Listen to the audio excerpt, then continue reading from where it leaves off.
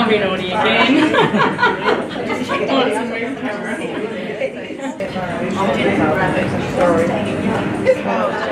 Yeah, that's alright. No, I should have the selfie.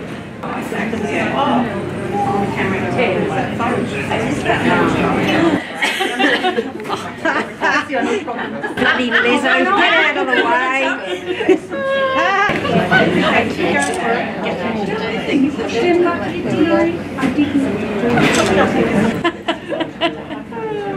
There you go.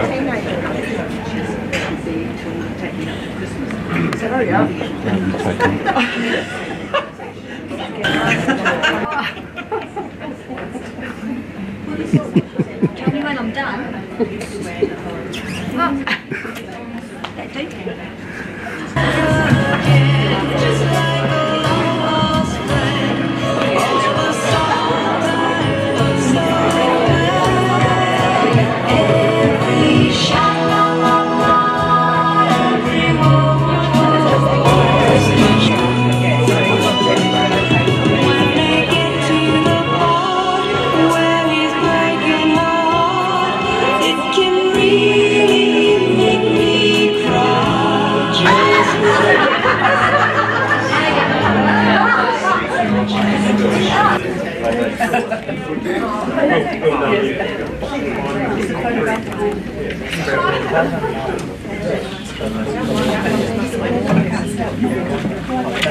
Good evening, everyone. Welcome. Alright, to start off with, we would like to acknowledge this land that we meet on today is the traditional lands of the Ghana people. And that we respect their spiritual relationship with this country. We also acknowledge the Ghana people as the custodians of the Adelaide region, and that their cultural and heritage beliefs are still as important to the living Ghana people today. Now, ladies and gentlemen, I'd like to welcome you all to the launch of It Could Be Forever. This being, round of applause.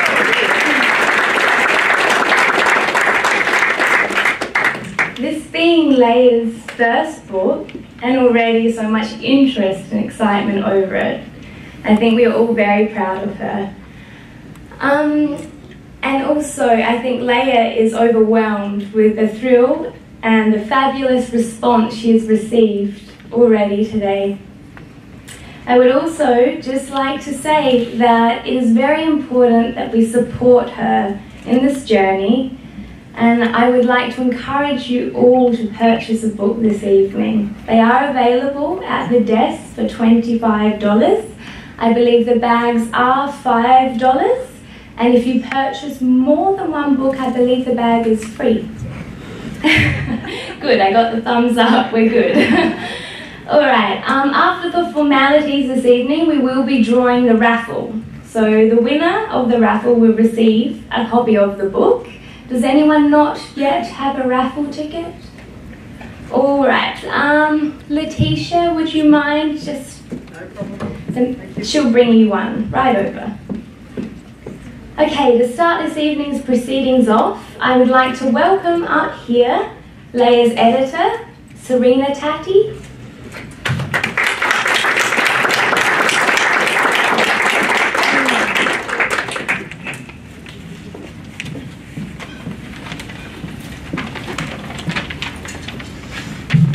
Hi everyone, I'm Serena Tatti for the Italian speakers, Serena Tatti for the non-Italian speakers. My first introduction to Léa came in the form of an email from her asking for a quote about a chick lit book that she'd written.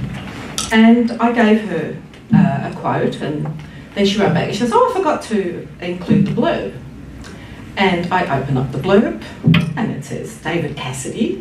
Well, I go into hysterics because I grew up with Partridge Family, and I actually wrote, in my own words, "Oh my God, Léa, David Cassidy, I loved him. I was in love with him. No, I was in love with Russell Morris, but I still really have to read this." So I had such a good vibe about the book from the very beginning, and Léa's very, very easy to work with and takes everything on board, and a little bit more meticulous than me if that's possible. And from the very beginning, I just knew that this was going to be a big thing. And we got a relationship we formed. It's more than just an editor and author. It's actually a friendship that goes quite deep. And it did start with David Cassidy, but it continues with a lot of other things like wine and food and doggies. And I've had many long telephone calls with Léa, and not always about just the wonderful book, about all sorts of things. But Léa travelled to Melbourne twice to work with me, and it was intense, it was gruelling, and it was a lot of fun. Boy, did we talk. I feel like I've been through almost every step of the journey with Léa, from obviously not the writing, but certainly once the writing was done. And so from editing to her contacting David Cassidy's lovely personal assistant Jane, from the long and arduous ride to get permission to use the copyrighted lyrics, and from some of David's songs to getting David's approval and agreement to endorse Léa's book. And this is really huge, to get someone in the calibre of David Cassidy to endorse a book, which is fiction, not about his life, fiction, is amazing. And I don't know many people that would be able to swing that. And the pièce de résistance was actually hearing from David himself. Wow, Léa poured her heart and soul into It Could Be Forever, and she captured the excitement and the dreams of every young girl of the era of the 70s. Thanks to Léa's book, It Could Be Forever, the girl inside us can be a part of that dream. Congratulations, Léa. May your book find a home on every David Cassidy fan's bookshelf. Thank you. Thank you, Serena, for your sentiments. I just want to say that I have not read the book yet, probably like a lot of you, and now I'm quite excited, and it's very unusual for us all to kind of get that insight of what actually goes into, you know, the process of writing a book. And obviously Serena and Léa both work very, very hard together. So well done. Now I would like to invite Léa Rebane up to the stage, please, the author of It Could Be Forever.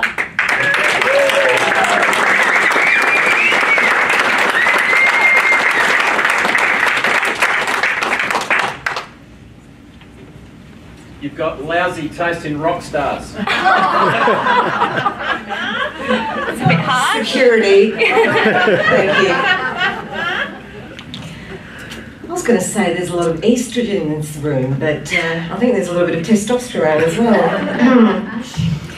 Well, across the river here, there is a tall grey glass building that I used to work in, and it wasn't really all that long ago. And we would come here to the Next Generation for conferences and meetings, and this is a lot more fun. It's hard to believe that right next door, it's 40 years ago that David Cassidy played here next door, and here we are. And I'm so thrilled that so many of you have come to support me and have shared this journey with me. I just keep seeing faces and I think, oh, it's so lovely to see you all here. And when I've seen the excitement that you've had for this journey and for this book, it's really been so humbling and so honouring, and I really, really want to thank you for being here for me. I guess this book really was born, the seed of it was 40 years ago here. And I know it sounds a bit cliche, but the story really did write itself. I just couldn't rest until I had the story out of me. It was like a passion burning inside me. And when I was doing the editing and the re-editing, and which involved those phone calls that Serena was talking about, which I'm sure drove her nuts, but I would be looking at what I'd written, I think, where on earth did I come up with this? But I had to get it out of me. I guess if it's one thing that this journey has shown me is that writing really isn't just writing. It might sound obvious to say that, but it's, you know, obviously not just where you put the apostrophe, although I've always been a grammar Nazi. I never set out to be an author. And I still don't consider myself an author really, especially with some of the talent here in this room. The weird thing is that I discovered as well was that you have a story in your head, and once it's out there, once it's on print and out there, it's going to be in other people's heads, and that is just so intimate that it's scary. It still scares me. When I talk to people about the book, or when I have, a lot of, well, women especially, a little light sort of goes off when they realise that it's about David Cassidy, and it's like they're transported to some magical place in their youth that they're very fond of. And so, if anything, I would like to hope that this book does take people back to that magical place where your life is almost a canvas, a blank canvas in front of you, and there are so many hopes and dreams and excitement and hormones. I did want, of course, David Cassidy to be aware of the book and to be okay with it, and I think I sent the manuscript off about September or so last year, and I waited and I waited, and nothing came and nothing came, and we were due to go to Europe at Christmas time to visit family for Christmas, and still nothing. On the way back from Estonia, we came via Paris, my lovely son and I, who's sitting over there, and I was sitting in a Parisian cafe with my iPad, and an email came through from davidcassidy.com saying that he wished me the very best with the book. And what a gorgeous setting for that to have happen in Paris, of course. Before I read a few excerpts from It Could Be Forever to you, there are a few people I would like to thank. Obviously Serena Tatti, who has been there for me from day one, and it has been so good to get to know you as a person and to have a friendship blossom, and she's staying with me at the moment, and I do feel like I'm back in the 70s in my teen years, like having a girly sleepover. It's great. Where are we? David Bradbury did the design and the layout, and he was great to work with. This gorgeous man behind the camera, Steve Turner, I had the pleasure of working with him many moons ago when I was at that, or might have not been the building across the river, but we worked on a film together, and I'm so glad that he's here for us today. Yeah. And for those of you who have had bad experience with customer service like I do, and it drives me nuts, there is a lovely guy that is a complete antithesis of that, AJ from PR Promotional Products in Stepney, and he did the bags that you will see afterwards, and it's really nice when someone goes an extra mile for you, which he certainly did.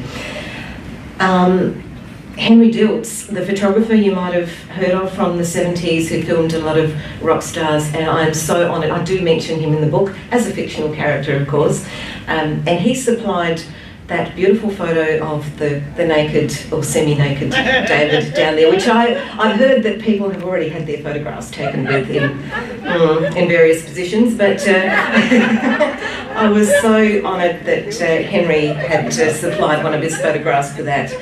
A great guy. And of course Jane Rebane, who is his staff member, who I've had a lot to deal with and got to know, absolutely awesome woman, and she really wanted to be here tonight, but circumstances wouldn't allow it, and she assures us she's here in spirit, so thank you, Jane.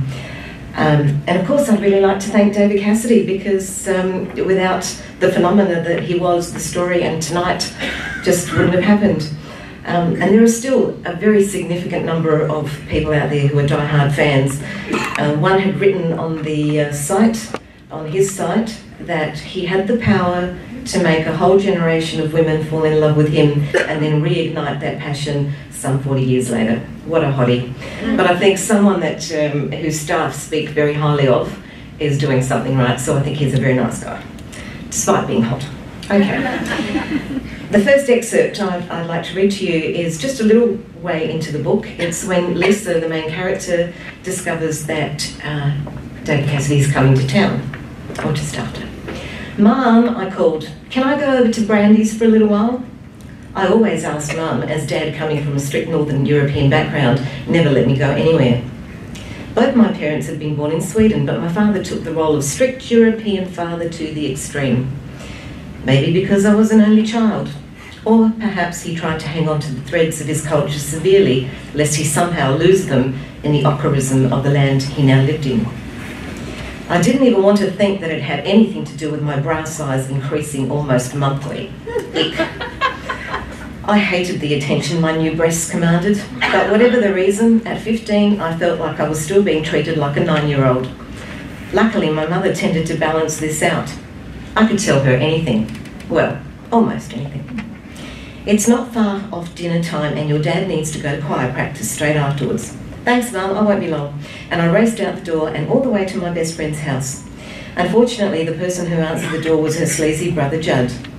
As soon as I glimpsed his greasy straw hair, my moon waned and I looked down. I hated the way he chatted me up all the time, and the way he'd always watch me with his soulless eyes made my skin crawl. You can come in if you kiss me first, he grinned in his smart-ass way. I smiled nervously. I was kind of embarrassed. I didn't want to smile at him, but I felt really awkward, and I think it was just a defence mechanism. Luckily, his mother came to the door. Lisa, come in, she welcomed me. Judd, will you get out the way? Thanks, Miss Goodings. I had to squeeze past Judd. Brandy's in her room. Thanks. I shyly retracted from them.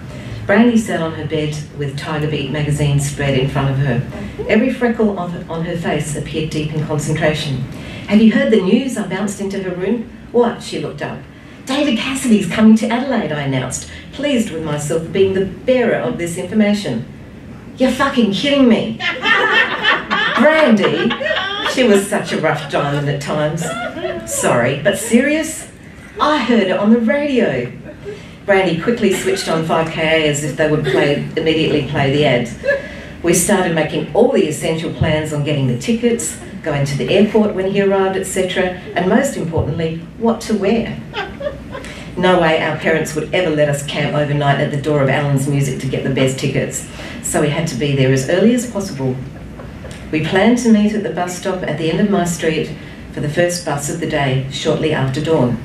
Well, as long as ticket sales went on sale on a school day, which they probably would. We most likely wouldn't make it to school that day, but no sweat. I was a master at copying handwriting, so parental permission was already granted. Okay, great. Phase 1 of Operation Claim Cassidy was sealed. If only I'd known the irony of our plan's name. Okay, I'll take you a little bit further now into the story with excerpt 2, and Lisa and David are camping. Someone has read the camping story, I'm sure, yeah. It's not that bad, it's not that bad. Nothing like a good fire. What? I had been so deep in thought I hadn't realised he'd been collecting firewood. He put the pile down and moseyed over to me. Where were you, beautiful? You were a world away. Before I could answer, he swept me in his arms again and gave me another tender kiss. He held me, swaying me. Oh, baby, I love it out here, don't you? I tried to enjoy the kiss and the cuddle, but I was tense. Baby, what's wrong with my beautiful girl? I had to say something. Oh, nothing really. I smiled a little. I guess I've just been taking in all of this nature. Sometimes when I'm in a really beautiful, remote place, I want to sit still with it for a while, almost absorb it. I always feel that special places like this one have an energy to them, as if they were something sacred. I had to draw the words from my earlier thoughts, and I realised I was babbling. Thankfully, I don't think he noticed. Yes, absolutely, I totally agree. He snuggled into me again, swaying me some more. Oh man, it's so good to be here with you. I relaxed into the hug this time and allowed it to feel good. Hey, we should collect some more wood before it gets dark. He took my hand and guided me off to find wood with him like an excited young boy on a scout trip. We made a few trips back and forth until we had enough for the night. David started arranging it for the campfire. Hey babe, would you mind checking in that green bag by the car? There should be some cans in it. I found the bag and sifted through it. I only saw cans of spaghetti and tomato sauce. We have spaghetti, spaghetti, and more spaghetti. Great, spaghetti it is. Is that all you bought? No, baby, there's a whole box of stuff in the back of the car. Don't sweat, you won't be living off spaghetti all week. All week? We're staying for a whole week? The nerves hit my stomach again. I think he read the look on my face. That is okay, isn't it? I mean, to stay a week. Otherwise it hardly seems worth coming out here. A decent time would really let us unwind, you know? Yeah, sure, I lied. I wasn't sure at all. Here, let me help you with that. I began to construct the campfire alongside him. Okay, I'll get some paper. He headed for the car, came back with a bundle of newspaper and a couple of gas lanterns. I'm thinking of glasses of wine already. We're going to need these at hand before it gets dark, so we won't find a thing then. He still sounded like an excited kid. After we had built the perfect campfire, he fossicked in his pockets for a lighter. As the blaze slowly came to life, it crackled and smelt great. Hey, back in a minute, he ran off to the car again. This time, he returned with a jumper, or sweater, as the Americans say. Here, let's get this on you. It's going to get pretty cold soon, even with the fire. He placed the jumper over my head and helped me wriggle my arms into the sleeves, dressing me like a child. It was sweet. The pastel pink jumper had his gorgeous scent on it. I recognised it from photos in magazines, so it felt weird to be wearing it. Weird, but nice. I've got plenty of jackets and coats too, so you just let me know if you're cold, okay? He was so caring. It really softened my tension. He proceeded to make me some toast and heat up a tin of spaghetti to go on it. I watched him do it all with flair and expertise. Yum, thank you, I smiled, taking the plate he offered me.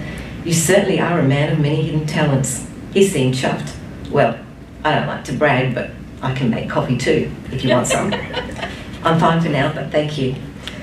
We sat in front of a toasty fire and ate, chatting about mundane things, but all conversations with him were fun. After dinner, he grabbed his guitar, and as I stared into the dancing flames, he played and sang sad songs in minor keys I hadn't heard before. This was heaven. And it was hard to believe this guy next to me was the same teen idol that had just been through the most chaotic, endless tour.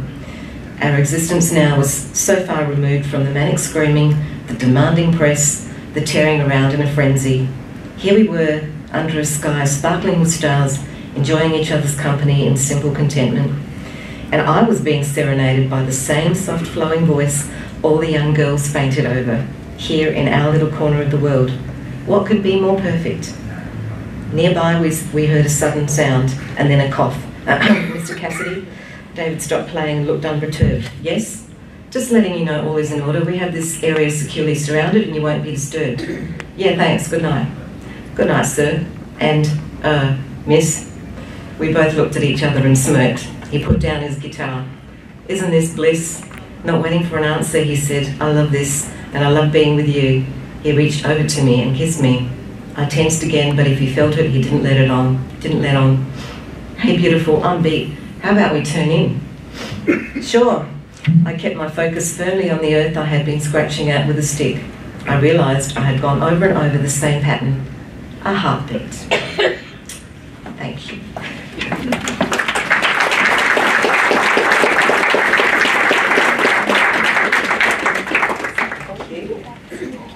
There are a few other people that I would like to thank, and the purple, my darling Serena, my editor.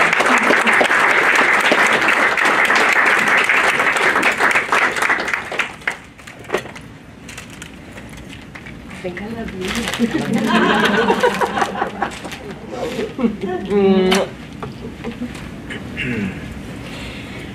And I'm very, very grateful that at the last minute, Letizia, my dear friend from, she was actually at the David Cassidy concert too all these years ago.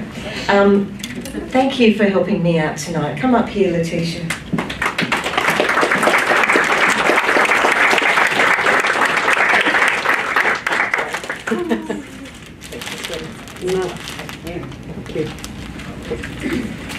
And last but not least, certainly, is the lovely Shinae, who, she is so gorgeous. I've just, look at this woman, she's just so, it's so lovely of her to, at the last minute again, step in and be MC, which is not, you know, I just sort of bring up people and say, can you help?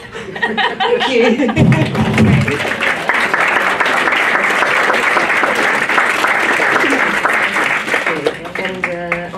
To take over in a minute. I just want to say there's one thing, that if anyone was at the David Cassidy concert 40 years ago, I want to have a photo of us all. I know there's a few people that were. So when we, maybe just before we start the book sales at the back, come and gather and we'll have a shot together. Thank you. Okay with me.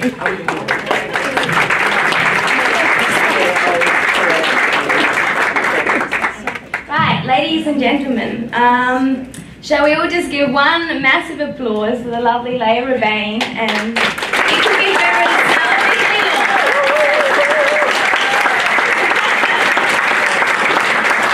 just so you know, those who are feeling peckish, canapes will soon be served.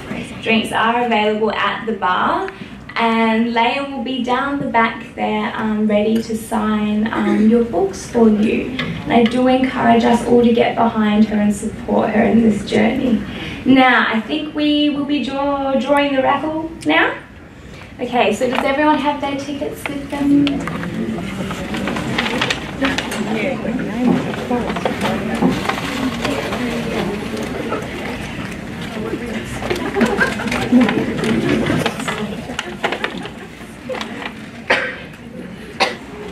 Julie Edwards. Oh, Julie Edwards.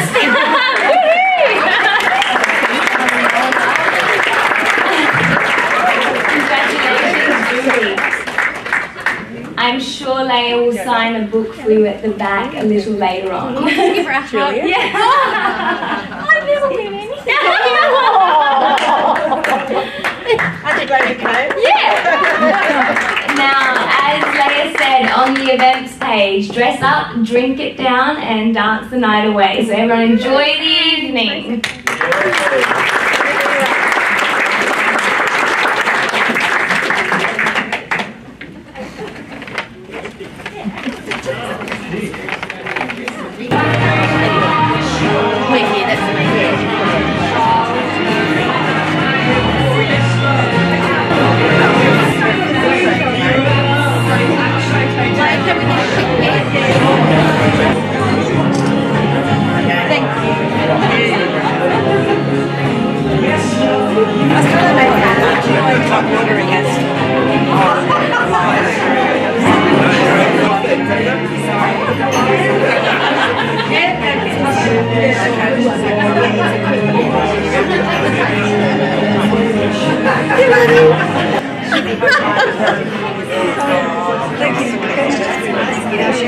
Can you show me the picture? Just hold it steady for me. Oh yeah.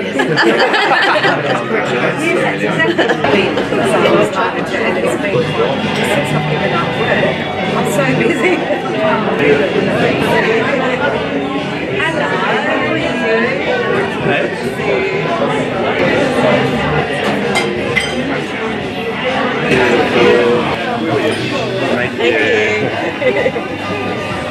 Hello, oh, I'm my favourite person. Alright. Everyone's in it. You don't need to Do a good one. There we go. Around that reinforced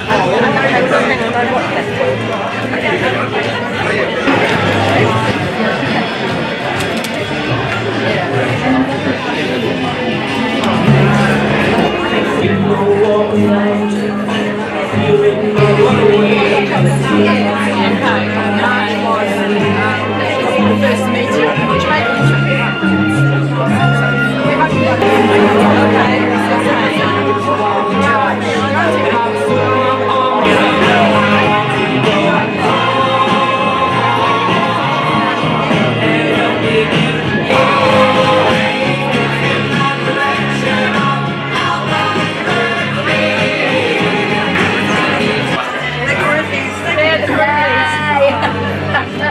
Is that all? Out of the whole population of Adelaide, this is the best you could muster tonight. That's all.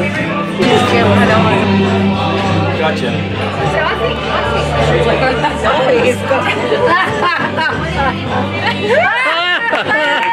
Hey, Rose. That's my wife.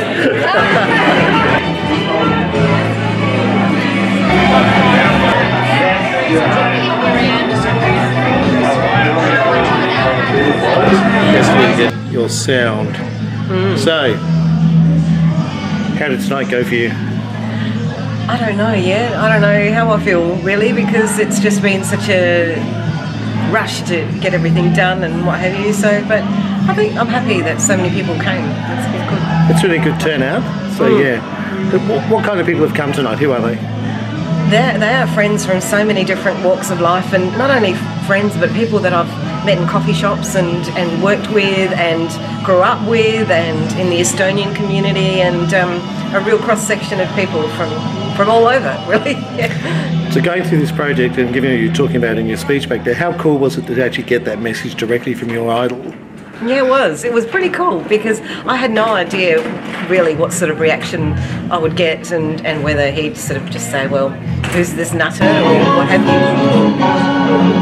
Woke up this morning feeling fine. Felt something special on my mind. Last night another good, you never